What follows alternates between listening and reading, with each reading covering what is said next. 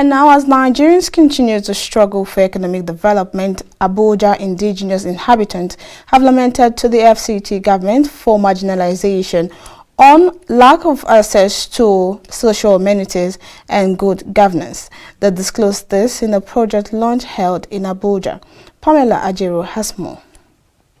Having recognized and identified the challenges, gaps in basic service delivery across the 6-area council of Abuja, a project launched to reduce the identified problems was organized by Fct Innovation Center with the theme promoting the right of original inhabitants of the FCT, which was held in Abuja.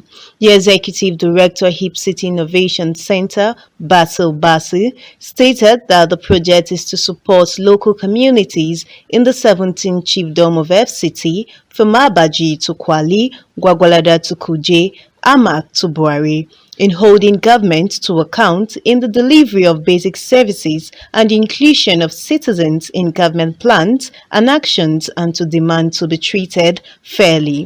We kickstart the journey towards the demand for effective and efficient delivery of basic services for the original inhabitants of Abuja, whose land has been taken over by the Nigerian government and have been pushed into the hinterland of Abuja with little or no regard for the fundamental human rights, which guarantees that every human has the right to clean, potable water, access to basic health care, right to education, and the sustainable exploitation of the environment upon which many depend on for their livelihood, heritage, and medicine. The government has a duty, owes the people the duty to see to their welfare.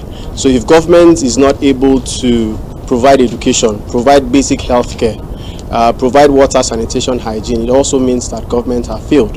However, we recognize the challenges that government have.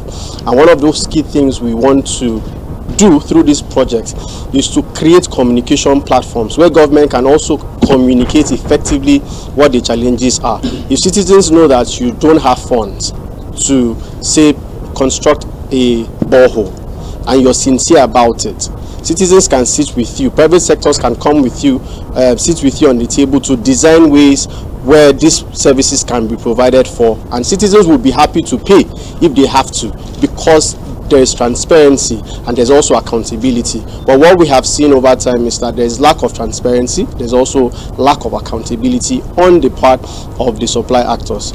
While lending his voice, Yusuf Musa Agabe of Garugwada, one of the chiefdom of FCT, on behalf of the 17 chiefdoms, explained bitterly how indigenes of FCT are being marginalized, with some parts going into extinction. He therefore clamored for basic amenities and welfareism for these inhabitants.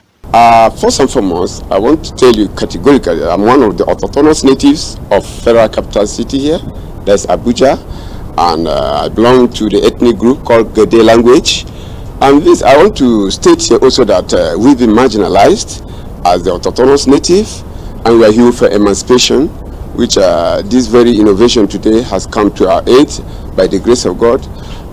Practically, we should know that for human being to live without problem, we need social amenities, and these are those things that are practically being denied of like the water system, school, that is education, healthcare, and all of them. We've been denied of those. And I want to tell you practically too that today in Abuja, the 9 autonomous natives are not being marginalized only, but we are going on extinction in a very short while. The director of HCIC, Basil Basi, urged Nigerians, especially the indigenous inhabitants of Abuja, to vote credible and capable individuals into elective offices in the FCT elections, which is just a few weeks away. Pamela Ajero, KAFTAN Television News, Abuja.